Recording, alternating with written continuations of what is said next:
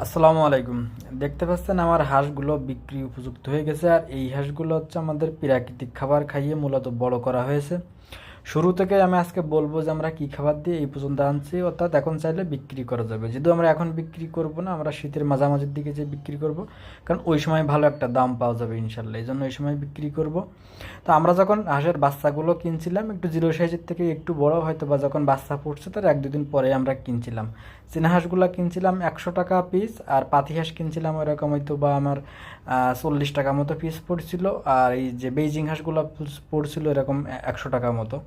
তো আমরা প্রথমে বাচ্চা যে আমরা কয়েক ধাপে নিয়েছিলাম, তো বাচ্চা নিয়ে আমরা প্রথম 15 থেকে 20 দিন আপনার ব্রয়লার ফিডটা খাওয়াইছিলাম। ওইটা খেয়ে একটু বড় হওয়ার পরে হচ্ছে আমরা ফিডটা খাবার বন্ধ করে দিয়েছিলাম।